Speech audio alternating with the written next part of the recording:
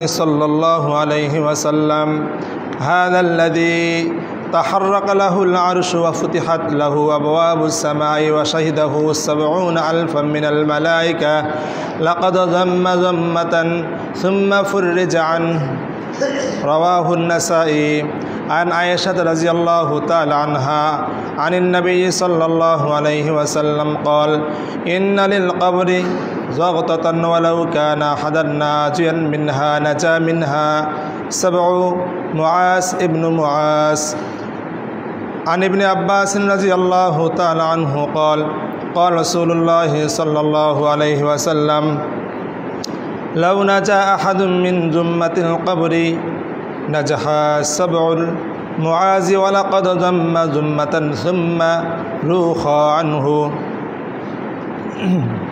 আলহামদুলিল্লাহ। সমস্ত প্রশংসা সেই মহান রব্বুল আলমিনের জন্য, যে মহান আল্লাহ পাক রব্বুল আলমিন রেখেছেন, সুস্থ রেখেছেন। অতঃপর আজকে পবিত্র একটি দিন, জুমার দিনে দুনিয়াবি যাবতীয় ব্যস্ততা ত্যাগ করে আমাদেরকে জুমার খুতবা শোনার, জুমার সালাত আদায় করার জন্য আগে ভাগে মসজিদে এসে বসার যে তৌফিক দিয়েছেন, এজন্য আমরা সকলেই সে মহান রব্বুল আলমিনের দরবারে শুকরিয়া আদায় করি। সকলে বলি আলহামদুলিল্লাহ। অসংখ্য দরুদ ও সালাম বর্ষিত হোক আপনার আমার নবী, বিশ্ব নবী, সৈয়দুল মুরসালিন, খাতামান নবীন, রহমাতাল লিল আলামিন মুহাম্মদ রাসূলুল্লাহ সাল্লাল্লাহু আলাইহি ওয়াসাল্লামের উপর। আল্লাহুম্মা সাল্লি আলাইহি, আল্লাহুম্মা বারিক আলাইহি।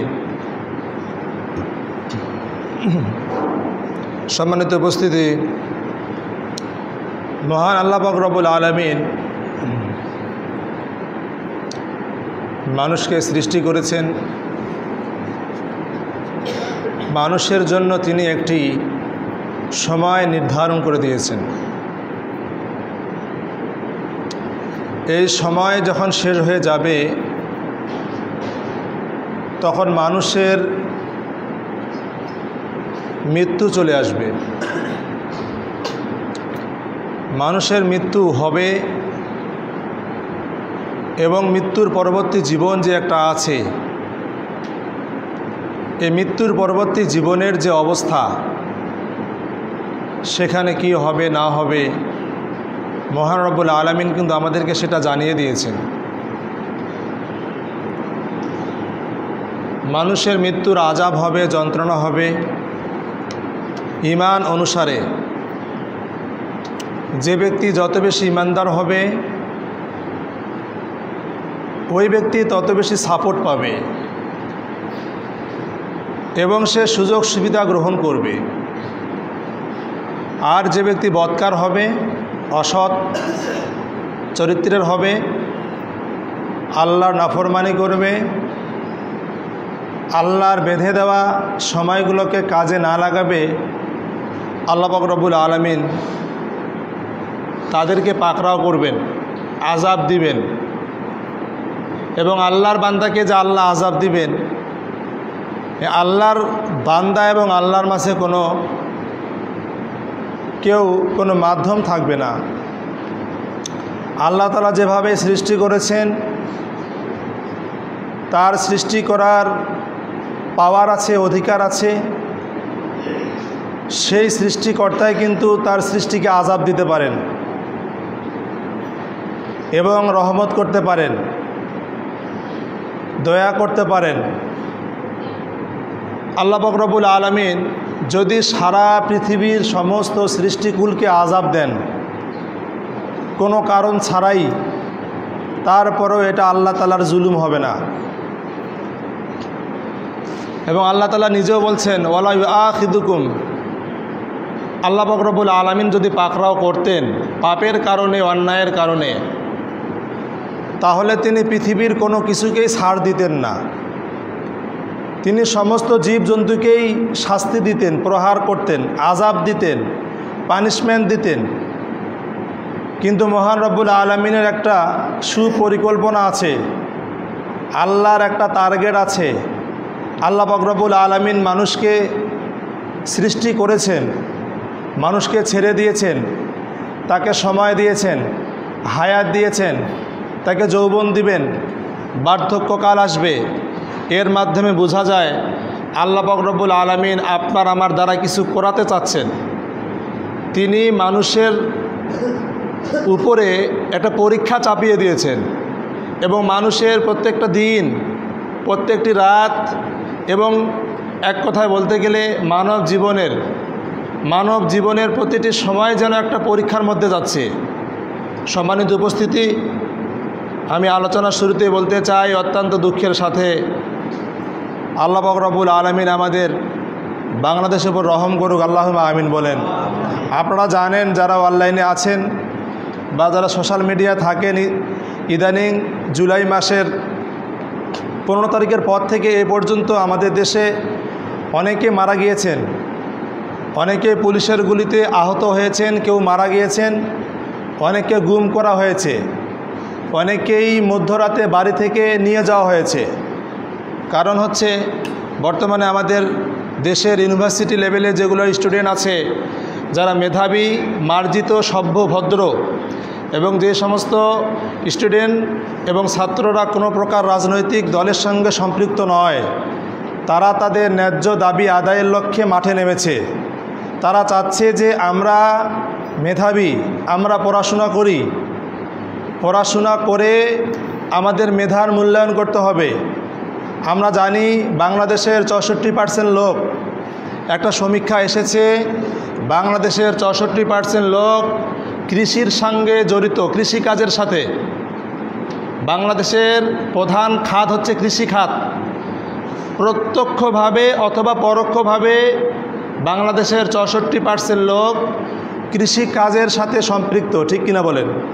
যাদের জমি জায়গা আছে আবাদ করে, যাদের জমি জায়গায় নেই হয়তো বন্ধক দিয়েছে, চুক্তি দিয়েছে, লিজ নিয়েছে ইত্যাদি। তো মধ্যবিত্ত পরিবারের সন্তান, গরিব সন্তানরাই মেধাবী বেশি হয় এবং তারাই ইউনিভার্সিটিতে চান্স পায়। ঢাকা বিশ্ববিদ্যালয়ের মতো ইউনিভার্সিটিতে চান্স পাওয়া এত সহজ নয়, অনেক কঠিন। আমি নিজেও পরীক্ষা দিয়েছিলাম, আমি নিজেও 1% হলেও আমার এক্সপিরিয়েন্স আছে। সম্মানিত উপস্থিতি, ছাত্রদের দাবি হচ্ছে যে তারা কোটা সংস্কার চায়। যেহেতু মেধার মূল্য আল্লাহ তাআলাই দিয়েছেন, আল্লাহই বলেছেন হাল ইয়াস্তাবিল্লাযীনা ইয়ালামুনা ওয়াল্লাযীনা লা ইয়ালামুন, যারা শিক্ষিত এবং যারা অশিক্ষিত তারা কখনো সমান হতে পারে না। শিক্ষিত যারা, তারা এগিয়ে থাকবে, সামনে থাকবে, নেতৃত্ব দিবে, তারা লিডারশিপ গ্রহণ করবে, তারা লিড দিবে। তো দেখা যাচ্ছে আমাদের সমাজে বিভিন্নভাবে বা আমাদের দেশে রাষ্ট্রীয়ভাবে যেটা সাপোর্ট, সেটা হচ্ছে যে যারা মুক্তিযুদ্ধ করেছে তাদের পরিবারকে সাপোর্ট দেওয়া হচ্ছে। মেধার, যোগ্যতার এখানে কোনো দাম দেওয়া হচ্ছে না। সম্মানিত উপস্থিতি, এরকম অদ্ভুত পরিস্থিতিতে আপনারা জানেন, আমি বেশি কিছু বলবো না, যেহেতু এগুলো প্রতিনিয়তই খবরে আসতেছে। অনেকে মারা যাচ্ছে, যারা মারা গিয়েছে আল্লাহ পাক রব্বুল আলামিন সবাইকে মাফ করে দেন, আল্লাহুম্মা আমিন বলেন। এবং যারা ন্যায্যতার পক্ষে, সত্যের পক্ষে, হকের পক্ষে লড়তেছে, যারা মেধাকে মূল্যায়ন করতেছে, যারা পড়াশোনাকে সাপোর্ট করতেছে, আল্লাহ পাক রব্বুল আলামিন তাদের দ্বারাই এ দেশ ও জাতির সেবা করার সুযোগ দিন, আল্লাহুম্মা আমিন বলেন। এবং আগামী প্রজন্ম যেন একটি সুসভ্য, মার্জিত, স্মার্ট, সুশিক্ষিত এবং তারা যেন সুনাগরিক হওয়ার অভিপ্রায়ে তারা যেন চেষ্টা করে যায়, আল্লাহুম্মা আমিন বলেন। সম্মানিত উপস্থিতি, আল্লাহ পাক রব্বুল আলামিন যেন আমাদের বাংলাদেশের উপরে রহমত বরকত নাজিল করে, আল্লাহুম্মা আমিন বলেন। যারা আমাদের দায়িত্বশীল আছে, যারা বিভিন্ন সেক্টর দায়িত্বশীল আছে, সরকার থেকে শুরু করে মন্ত্রী, এমপি, আল্লাহ পাক রব্বুল আলামিন সবাইকে হেদায়েত নসিব করুক, আল্লাহুম্মা আমিন বলেন। সকলেই যেন সঠিক জিনিসটি বোঝার এবং জনগণের মনের কথা বুঝে সত্য, ন্যায়, হক যেটা, সেটাই যেন বাস্তবায়িত করতে পারে, আল্লাহুম্মা আমিন বলেন। সম্মানিত উপস্থিতি, আমি যেটা বলছিলাম সেটি হচ্ছে যে মানুষকে আল্লাহ তাআলা একটা টার্গেটে সৃষ্টি করেছেন এবং মানুষ মরে যাওয়ার পরে কবরে যখন যাবে, কবরের যে জগৎটা আছে এটা একটা ভয়ঙ্কর জগৎ। হাদিসে বিভিন্নভাবে উল্লেখ করা হয়েছে যে কবরটা হচ্ছে একটা ভয়ঙ্কর জগৎ, অথবা একটা অন্ধকার জগৎ, অথবা একটা সংকটময় জগৎ, যেখানে মানুষের অবস্থা বিভিন্ন হতে পারে। আল্লাহ পাক রব্বুল আলামিন বলছেন, ইসাব্বিতুল্লাহুল্লাযীনা আমানু বিল কওলি সাবিতি ফিল হায়াতিদ দুনিয়া ওয়া ফিল আখিরাহ। আল্লাহ পাক রব্বুল আলামিন সূরা ইব্রাহিমে বলছেন যে ইসাব্বিতুল্লাহুল্লাযীনা আমানু বিল কওলি সাবিত, যারা ঈমান এনেছে তাদেরকে আল্লাহ পাক রব্বুল আলামিন শাশ্বত বাণীতে সুপ্রতিষ্ঠিত রাখবেন। শাশ্বত বাণীতে আল্লাহ তাদেরকে সুপ্রতিষ্ঠিত করবেন। ফিল হায়াতিদ দুনিয়া ও ফিল আখিরা, দুনিয়ার জীবনে এবং পরকালীন জীবনে। এই যে শাশ্বত বাণী, শাশ্বত বাণীটি হচ্ছে লা ইলাহা ইল্লাল্লাহ, এটা হচ্ছে শাশ্বত বাণী। এবং বারা ইবনে আযিব বলছেন রাদিয়াল্লাহু তাআলা আনহু যে এই আয়াতটি নাজিল হয়েছে কবরের আযাবের সত্যতা প্রমাণের জন্য, যা আল্লাহ পাক রব্বুল আলামিন ঈমানদার ব্যক্তিকে কবরে অটল রাখবেন, স্থির রাখবেন। না হলে কিন্তু কবরে একটা অস্থির অবস্থা হয়ে যাবে, আপনার আমার একটা এলোমেলো অবস্থা হয়ে যাবে, মানুষ অধৈর্য হয়ে যাবে, মানুষের জ্ঞান হারিয়ে যেতে পারে। এবং কবরের যে সংকটাপূর্ণ একটা অবস্থা, এর মাধ্যমে মানুষের অবস্থা চরম আকারে পৌঁছে যেতে পারে। কিন্তু যারা ঈমানদার নেককার, আল্লাহ তাআলা তাদেরকে শাশ্বত বাণীতে সুপ্রতিষ্ঠিত রাখবেন দুনিয়ার জীবন এবং পরকালীন জীবনে। এবং আল্লাহ বলছেন ওয়াইদুল্লাহু যালিমিন, যারা জালেম তাদেরকে আল্লাহ বিভ্রান্তিতে রাখবেন। যারা জালেম অত্যাচারী তাদেরকে আল্লাহ বিভ্রান্তিতে রাখবেন কবরে। এবং ওয়াফআলুল্লাহু মা ইয়াশা, আল্লাহ তাআলা যা ইচ্ছা তাই করেন। সম্মানিত উপস্থিতি,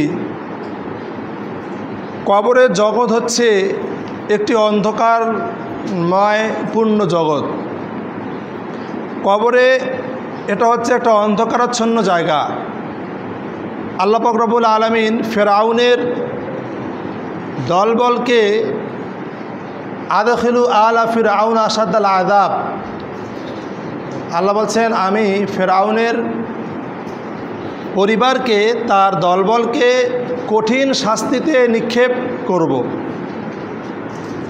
এবং ইয়ামা ইউরাজুনা ফিন নারি আলা গুদুওয়া ওয়া আশিয়া, তাদের কবরে সকাল এবং সন্ধ্যায় জাহান্নামের আগুন উপস্থিত করা হবে, প্রেজেন্ট করা হবে।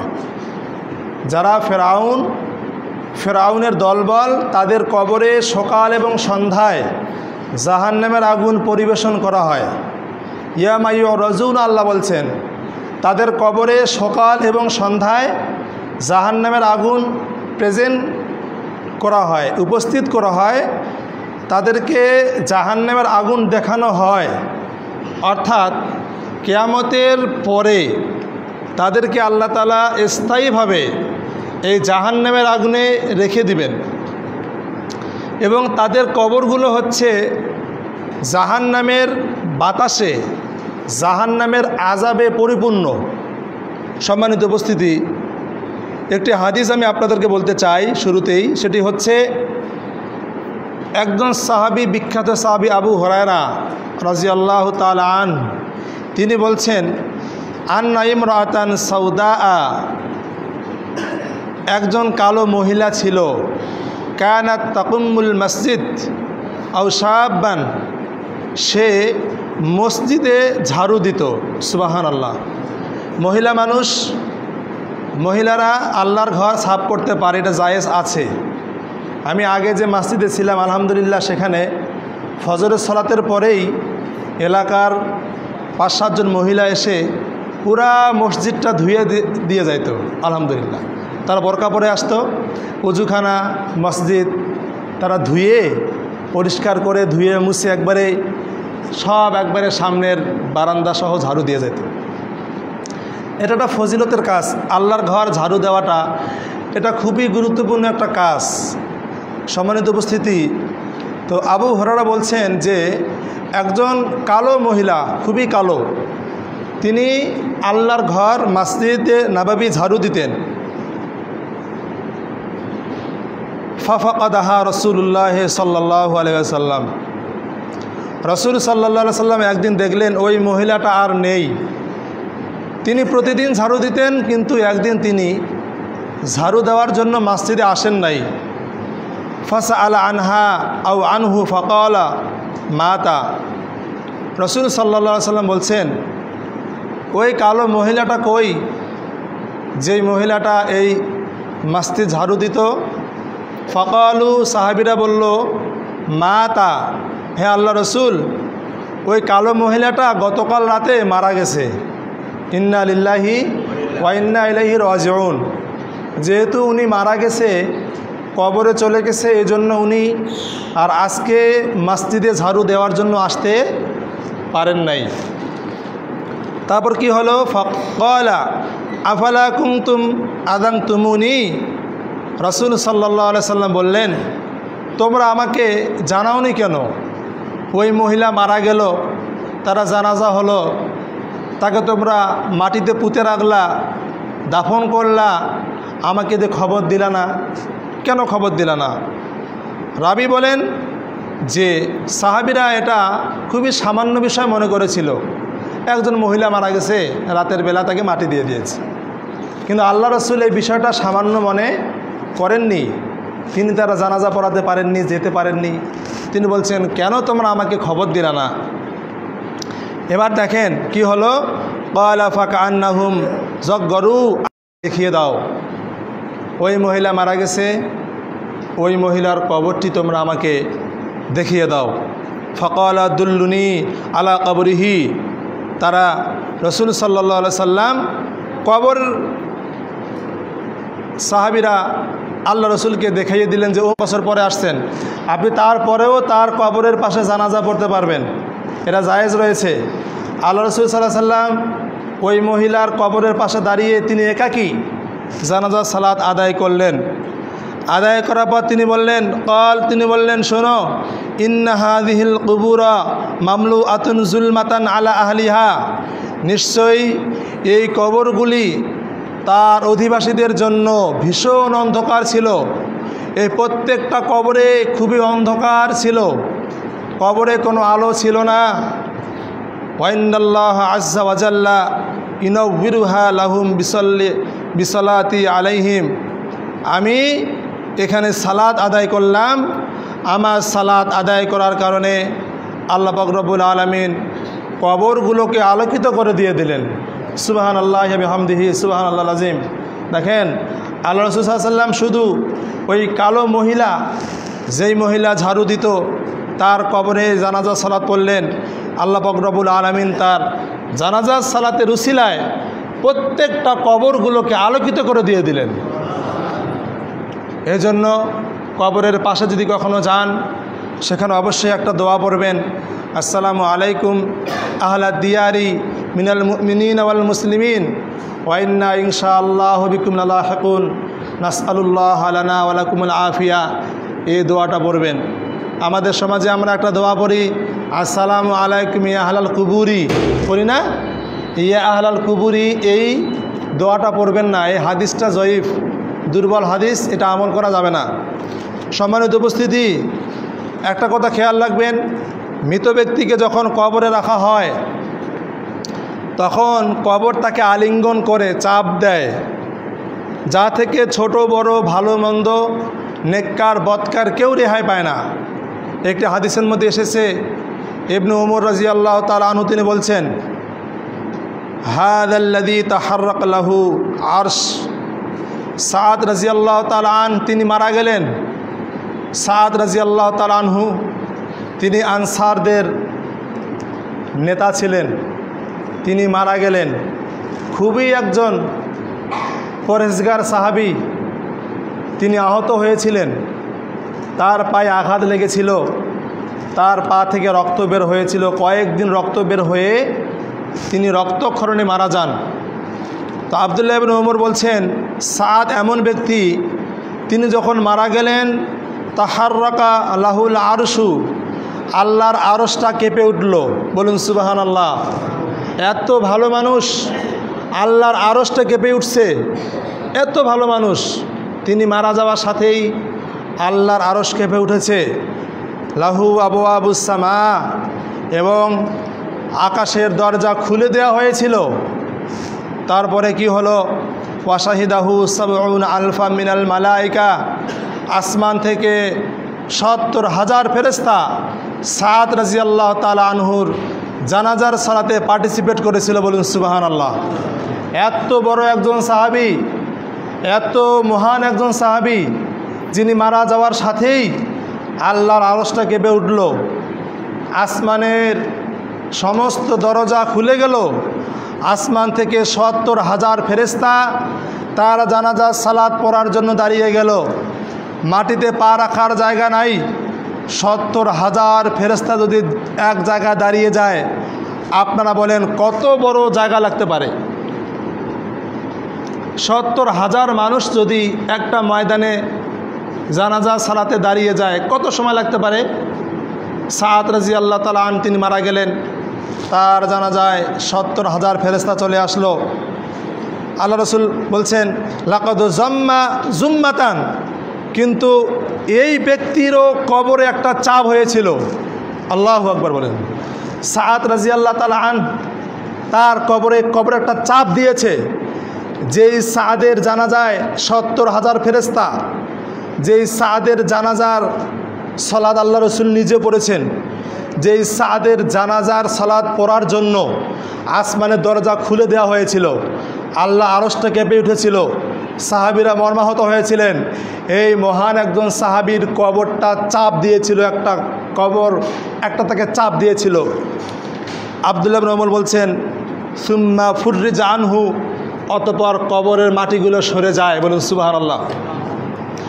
সাদ রাদিয়াল্লাহু তাআলা আনহুর কবরে যদি কবর চাপ দিতে পারে, আপনার আমার কবরে মনে হয় চাপ দিবে না নাকি? দিবে কি বলেন?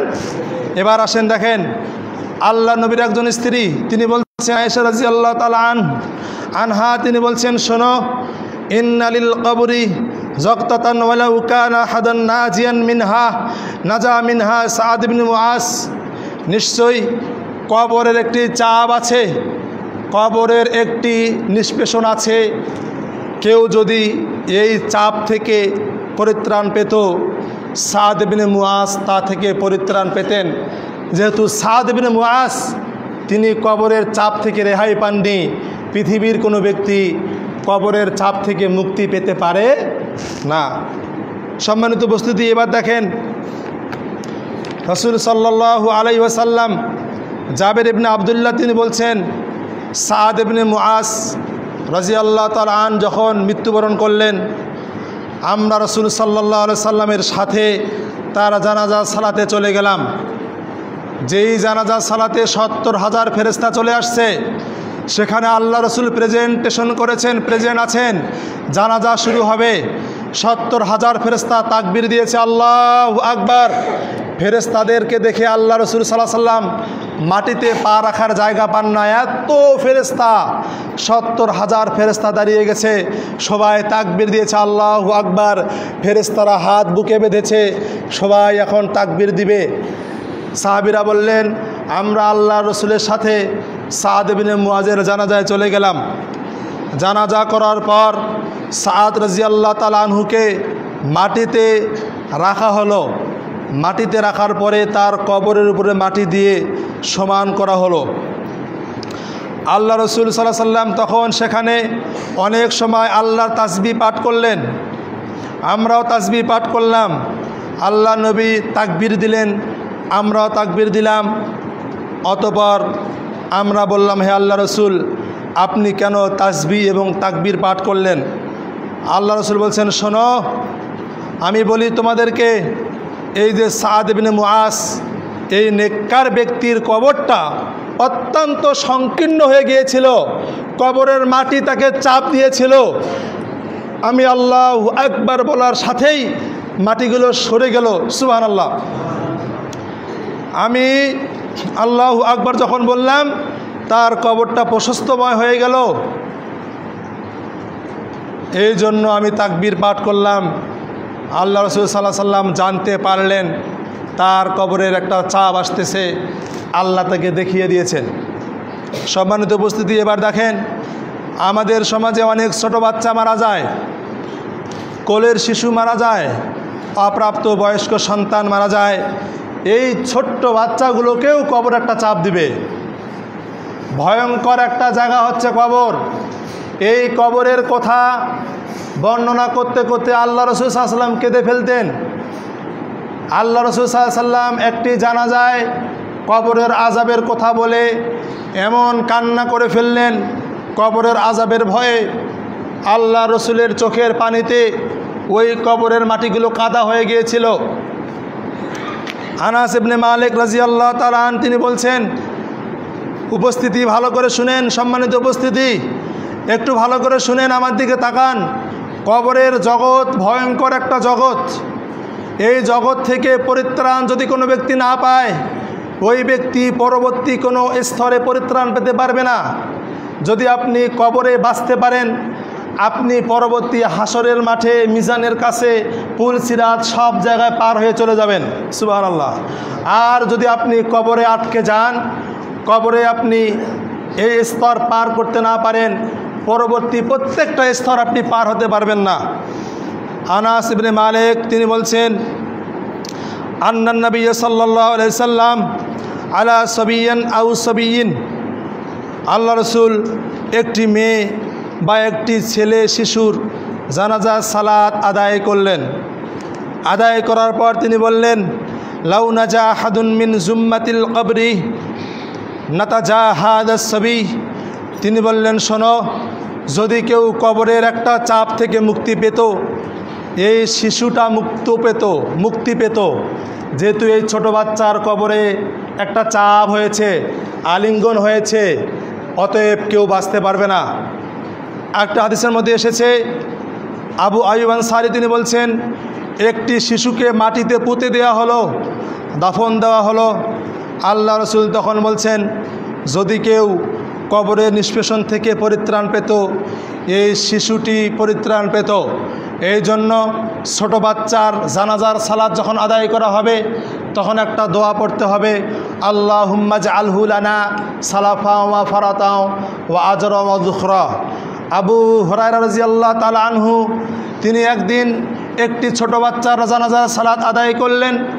আদায় করার পর তিনি দোয়া করলেন, আল্লাহুম্মা আইজহু মিন আযাবিল কবর, হে আল্লাহ, ছোট্ট বাচ্চা, এই ছোট্ট বাচ্চাটাকে তুমি কবরের আযাব থেকে রক্ষা করো। আল্লাহুম্মা ইন্নী আইযহু মিন আযাবিল কবর, হে আল্লাহ, ছোট্ট একটা বাচ্চা, আমি তার জানাজা পড়িয়ে দিলাম, তুমি এই বাচ্চাটাকে আযাব থেকে রক্ষা করো। সম্মানিত উপস্থিতি, কবরের ফিতনা, কবরের আযাব মারাত্মক, যা থেকে কেউ পরিত্রাণ পেতে পারে না। আমি আপনাদেরকে বোঝাচ্ছি কবরের জগৎটা কত ভয়ঙ্কর হতে পারে। রাসূল সাল্লাল্লাহু আলাইহি ওয়াসাল্লাম যখন কবরের কথা মানুষের সামনে বলতেন, মানুষ চিৎকার করে কান্না করত। সম্মানিত উপস্থিতি, মানুষ যখন মারা যায়, মানুষের আত্মার উপরে আযাব হয়, শরীরের উপরেও আযাব হয়। কখনো হয় আত্মার উপরে, কখনো হয় শরীরের উপরে। আপনার শরীর পড়ে আছে, এখানেও আযাব হবে, আত্মার মধ্যে আযাব হবে। আল্লাহ পাক রব্বুল আলামিন যদি আপনার শরীরের মধ্যে রুহুটা ফিরিয়ে দেন, তখনও আযাব হতে পারে। সম্মানিত উপস্থিতি, কিছু কিছু এমন কাজ আছে যেই কাজগুলো করলে কবরের আযাব হবে, এবং আল্লাহ রাসূল সাল্লাল্লাহু আলাইহি ওয়াসাল্লাম এমন কিছু আমল বলে গিয়েছেন যে আমলগুলো করার কারণে মানুষের কবরের আযাব আল্লাহ তাআলা মাফ করে দিয়ে দিবেন, সুবহানাল্লাহ বলেন। সম্মানিত উপস্থিতি, ঈমানদার ব্যক্তির কবরে আযাব হবে, কিন্তু এর ব্যাখ্যা এসেছে মুহাম্মদ সালেহ বিন উসাইমিন তার মাজউ ফতোয়ার মধ্যে 470 পৃষ্ঠায় বলেছেন যে মুমিন ব্যক্তিকে কবরের চাপ আলিঙ্গন যখন দেওয়া হবে, সেটা হচ্ছে স্নেহময় মা যখন সন্তানকে আলিঙ্গন করে, এরকমভাবে বলেন সুবহানাল্লাহ।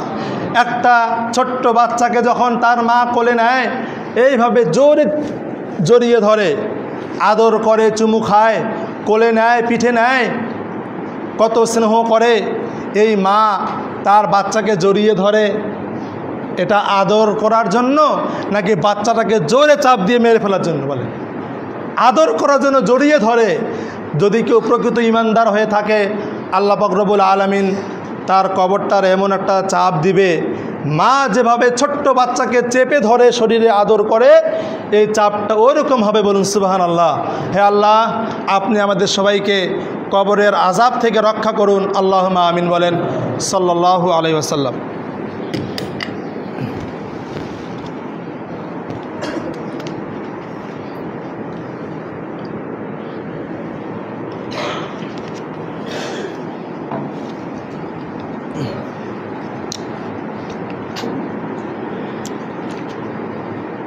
ইন্নাল হামদুলিল্লাহ ওয়াসসালাতু ওয়াসসালামু আলা রাসূলিল্লাহ, আম্মা বাদ। সম্মানিত উপস্থিতি, ওসমান রাদিয়াল্লাহু তাআলা আনহু তিনি একজন জান্নাতি সাহাবী ছিলেন। আল্লাহ পাক রব্বুল আলামিন তাকে জান্নাতের সার্টিফিকেট দিয়েছিলেন। রাসূল সাল্লাল্লাহু আলাইহি সাল্লাম বলেছিলেন, ওসমান রাদিয়াল্লাহু তাআলা আনহু তিনি জান্নাতের মধ্যে যাবেন। ওসমান রাদিয়াল্লাহু তাআলা আনহু তিনি আল্লাহ রসুলের দুজন মেয়েকে বিয়ে করেছেন। কয়টা মেয়েকে বলেন? এবং আল্লাহ রসুল সাল্লাল্লাহু আলাইহি সাল্লামের দুজন মেয়ে যখন মারা যায়, আল্লাহ রসুল এই কথাও বলেছেন, আল্লাহ যদি আমাকে আরও মেয়ে দিত, আমি ওই মেয়েটাকেও ওসমানের সাথে বিয়ে দিয়ে দিতাম। বলুন সুবহানাল্লাহ।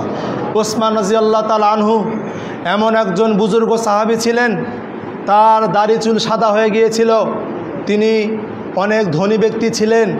এবং ওসমান রাদিয়াল্লাহু তাআলা আনহুকে দেখে ফেরেশতারা লজ্জা পেতেন, ফেরেশতারা লজ্জা পেতেন ওসমান রাদিয়াল্লাহু তাআলা আনহুকে দেখে। এমন একজন সাহাবী, তিনি যখন কবরের পাশে দাঁড়াতেন তখন তিনি খুবই কান্না করতেন। কান্না করতে করতে তার দাড়িগুলো ভিজে যেত, টপ টপ করে পানি পড়তো। মানুষ তাকে বলতো, হে ওসমান, হে আল্লাহর নবীর জামাই, হে জান্নাতি সাহাবী, আপনার সামনে জাহান্নামের কথা উল্লেখ করলে কান্না করেন না, জান্নাতের কথা বললে কান্না করেন না, অথচ আপনি কবরের পাশে আসলে কান্না করেন, কারণটা কি? তিনি বলছেন, শোনো, আমি রাসূল সাল্লাল্লাহু আলাইহি সাল্লামকে বলতে শুনেছি যে কবরটা হচ্ছে প্রথম সিঁড়ি, এটা হচ্ছে প্রথম মঞ্জিল। যদি কোনো ব্যক্তি কবরের আযাব থেকে রক্ষা পায়, কবরে পার পেতে পারে, ওই ব্যক্তির জন্য পরবর্তী কোনো সমস্যা সৃষ্টি হবে না। বলুন সুবহানাল্লাহ। আর যদি কোনো ব্যক্তি কবরে আটকে যায়, তাহলে ওই ব্যক্তি কোনো ক্ষেত্রেই পরবর্তীতে আর কি করতে পারবে না, রেহাই পেতে পারে না। সম্মানিত উপস্থিতি, আমি আপনাদের সামনে সংক্ষিপ্তভাবে বলবো কি কি কাজ করলে কবরের আযাব হবে। এক নম্বর হচ্ছে আল্লাহর সাথে শিরক করা এবং আল্লাহর সাথে কুফরি করা, আল্লাহকে অস্বীকার করা, আল্লাহর সমকক্ষ নির্ধারণ করা। যারা আল্লাহর ক্ষমতায় হস্তক্ষেপ করে, যারা আল্লাহর রহমতের মধ্যে কাউকে শামিল করে, যারা আল্লাহর পাওয়ার, আল্লাহর শক্তি, আল্লাহর মর্যাদা নষ্ট করে, তাদের কবরে কঠিন আযাব হবে। সম্মানিত উপস্থিতি, আল্লাহর সঙ্গে শিরক এবং কুফরি এক নাম্বার। দুই নম্বরে হচ্ছে মুনাফিকি এবং কপটতা। যদি কোনো ব্যক্তি মুনাফিকি করে, তার কবরে আযাব হবে। আল্লাহ রসুল বলছেন, আয়াতুল মুনাফিক সালাসা, মুনাফিক ব্যক্তির তিনটি বৈশিষ্ট্য। এক, ইদা হাদ্দাসা কাযাবা, যখন সে কথা বলে মিথ্যা কথা বলে। ওয়াইদা ওয়াদা আখলাফা, ওয়াদা করলে ভঙ্গ করে। ওয়াইদা তুমিনা খাওয়ানা, চুক্তি ভঙ্গ করে। এগুলো হচ্ছে মুনাফিকের বৈশিষ্ট্য। মুনাফিকি করলে কবরের আযাব হবে। তিন নম্বর হচ্ছে পেশাব থেকে সতর্কতা অবলম্বন না করা। পেশাব পায়খানা করতে গিয়ে আপনার শরীরে যেন পেশাবের ছিটা না পড়ে। রাসূল সাল্লাল্লাহু আলাইহি ওয়াসাল্লাম বলেছেন, তানাজ্জাহু মিনাল বাউল, তোমরা পেশাব থেকে পবিত্র হও। ফাইন্না আম্মাতা আযাবিল কবরি মিনহু, কেননা কবরের অধিকাংশ আযাব এই পেশাবের কারণে হয়। কিসের কারণে হয় বলেন?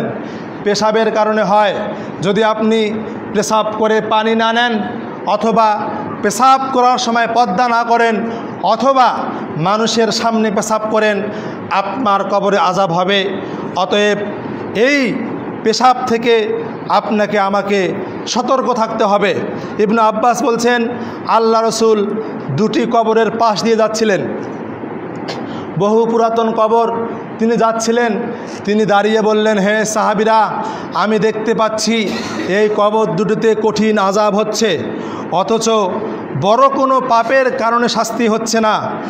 তাদের একজন পেশাব থেকে সতর্কতা অবলম্বন করতো না, পেশাব করার সময় পর্দা করে নাই, পেশাব করেছে মানুষের সামনে, পেশাব করে পানি নেয় নাই, এই জন্য এর কবরে আযাব। আরেকজনের কবরে আযাব হচ্ছে সে মানুষের চগলখুরি করে বেড়াতো, গীবত করতো, পিছনে কথা বলতো। আমরা আমাদের দেশে, আমাদের সমাজে এই গীবত থেকে কেউ রক্ষা পায় নাই, সবাই গীবত করে। আলেম ওলামা বলেন, হাজি গাজী বলেন, গীবত থেকে রক্ষা পেয়েছে এমন ব্যক্তি খুঁজে পাওয়া যাবে না। আল্লাহ রাসূল বলছেন, শোনো, আমি দেখতে পাচ্ছি এই কবরে আযাব হচ্ছে। সে মানুষের নামে বদনাম করত, পিছনে কথা বলতো, সামনে কথা বলতো না, মানুষকে পচাতো, মানুষের গোস্ত ভক্ষণ করত। তিনি তখন কি করলেন? খেজুরের ডাল নিলেন, খেজুরের ভিজা ডাল নিয়ে দু কবরের মাঝখানে পুঁতে দিলেন, পুঁতে দিয়ে বললেন, এই খেজুরের ডালগুলো না শুকা পর্যন্ত আল্লাহ পাক রব্বুল আলামিন এদের কবরের শাস্তি হালকা করবে। সুবহানাল্লাহ বলেন। আমাদের সমাজে অনেকেই দেখা যায় যে নতুন কবরে আমরা খেজুরের ডাল পুঁতি কিনা বলেন, পোতার চেষ্টা করি না। এটা আল্লাহ নবীর জন্য খাত ছিল। আল্লাহ রসুল আযাব দেখতে পেয়েছেন। যারা আজকে নতুন কবরে ডাল পুঁতে, তারা কি আযাব দেখতে পায়? বলেন, দেখতে পায়? পায় না। দুই, আল্লাহ রসুল বলছেন, যতক্ষণ পর্যন্ত এই কবরের উপরে এই ডালগুলো শুকনা না হবে ততক্ষণ তাদের কবরের শাস্তি হালকা করা হবে। আমরা যারা পুঁতি, আমরা কি বলতে পারবো যে খেজুরের ডাল পুঁতে দিলাম আযাব হবে না? বলতে পারবেন কেউ? বলতে পারবেন? পারবেন না। 3 নাম্বার হচ্ছে, আল্লাহ রসুল খেজুরের ডাল পুঁতেছেন পুরাতন কবরে, আমরা পুঁতি কোন কবরে? পুরাতন না নতুন? নতুন কবরে। কোনো দিক দিয়ে মিল নাই, এটা জায়েজ নাই। অতএব কবরে খেজুরের ডাল পুঁতবেন না। সম্মানিত উপস্থিতি, গীবত, পরনিন্দা, এটা করলে একটা বাব অধ্যায় করেছেন ইমাম বুখারী, যে আযাব আল কবরি মিনাল গীবাতি ওয়াল বাউল, গীবত ও পেশাবের কারণে কবরের আযাব শিরোনাম, অনুচ্ছেদ। এখানে তিনি অনেক হাদিস নিয়ে এসেছেন, এটা একটা। তারপরে হচ্ছে গনিমত ও রাষ্ট্রীয় সম্পদ আত্মসাৎ করা। যারা রাষ্ট্রীয় সম্পদ আত্মসাৎ করবে তাদের কবরে আযাব হবে। আল্লাহ রসুল একদিন একটা সুতা দেখাইয়ে দিলেন, সুতা পরিমাণ কেউ যদি আত্মসাৎ করে সে জাহান্নামে যাবে। আল্লাহর রসুলের সাথে যুদ্ধ করেছে একজন সাহাবী, মারা গিয়েছে। মানুষ বলল ওই ব্যক্তি জান্নাতি। রসুল বলছেন, না, ওই ব্যক্তি গনিমতের মাল থেকে একটা চাদর চুরি করেছে, আত্মসাৎ করেছে। এই চাদরটা তার কবরের আযাবকে উত্তপ্ত করবে। নাউজুবিল্লাহ বলেন। অতএব আত্মসাৎ করবেন না। তারপরে মিথ্যা কথা বলা, মিথ্যাচার করা, কোরআন তেলাওয়াত ত্যাগ করা, ব্যভিচার করা, সুদ খাওয়া, এগুলো করলে কবরের আযাব হবে। তারপরে ফরজ সালাত আদায় না করে রাতে ঘুমানো। এশার সালাতের আগে ঘুমিয়ে গেছেন, এশার সালাত কাজা করেন, ফজরের সালাত কাজা। ফজরের সময় আপনার ওজর নাই, অসুস্থ নাই, কিছু নাই, আপনি বাড়িতে ঘুমাচ্ছেন। যদি কোনো ব্যক্তি ফজরের সালাত আদায় না করে বাড়িতে ঘুমিয়ে থাকে, তার কবরে আযাব হবে। তারপরে মানুষকে সৎ কাজের আদেশ দেওয়া, নিজে তা না করা। তারপরে হচ্ছে বিনা কারণে রমজান মাসে সিয়াম ভঙ্গ করা, কবরে আযাব হবে। তারপরে হচ্ছে আল্লাহ রসুল বলছেন, টাকনুর নিচে কাপড় ঝুলিয়ে পড়া। যদি কোনো ব্যক্তি টাকনুর নিচে কাপড় ঝুলিয়ে পড়ে তার কবরে আযাব হবে। তারপরে 15 নম্বর হচ্ছে হাজিদের মাল চুরি করা। হজ করতে গিয়ে যদি কোনো ব্যক্তি হাজিদের মাল চুরি করে তার কবরে আযাব হবে। তারপরে হচ্ছে প্রাণী পশুকে কষ্ট দেওয়া। আপনার বাড়িতে গরু আছে, ছাগল আছে, হাঁস মুরগি আছে, আপনি খাঁচার মধ্যে পাখি পুষেন। আপনার বাড়িতে একটা বিড়াল আছে, আপনি খাবার দেন না। প্রাণীদেরকে বন্দি রাখা এবং চতুষ্পদ জন্তুর সাথে ইহসান না করলে কবরে আযাব হবে। তারপরে হচ্ছে ঋণ পরিশোধ না করা, ঋণ করে কেউ মারা গেলে সে কবরে তার আযাব হবে। এই 17টা কারণ হচ্ছে কবরের আযাবের। এগুলো কারণ যদি থাকে আপনার আমার মাঝে এগুলো বাদ দিবেন। সম্মানিত উপস্থিতি, এবার আসেন আমি আপনাদের কিছু আমল দিব। যারা মা বোন আছেন ভালো করে শুনবেন, যে আমলগুলো করলে কবরে আযাব হবে না ইনশাআল্লাহ। 1 নম্বর হচ্ছে প্রত্যেক দিন রাতের বেলা সূরা মুলুক তেলাওয়াত করা। আমি আপনাদেরকে এর আগে বহুদিন সূরা মুলুকের কথা বলেছি, বারবার বলেছি, আজকেও বলি, সূরা মুলুক পড়বেন, সূরা মুলুক অবশ্যই পড়বেন। সাহাবীরা সূরা মুলুককে কবরের আযাব থেকে নিষ্কৃতি দানকারী বলতেন, বলুন সুবহানাল্লাহ। এবং এই সূরা আমল করে আযাব বন্ধ হয়েছে আল্লাহর নবীর জামানায়। অতএব মাত্র 30টা আয়াত, 29 পারার প্রথম পৃষ্ঠা সূরাটি পাবেন।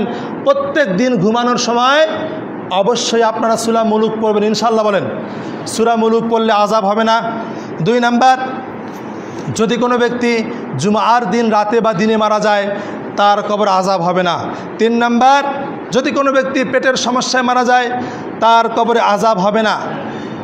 অতএব আরেকটা হচ্ছে, যে ব্যক্তি দান করবে বেশি বেশি করে, দান করলে তার কবরে আযাব হবে না, বলুন সুবহানাল্লাহ।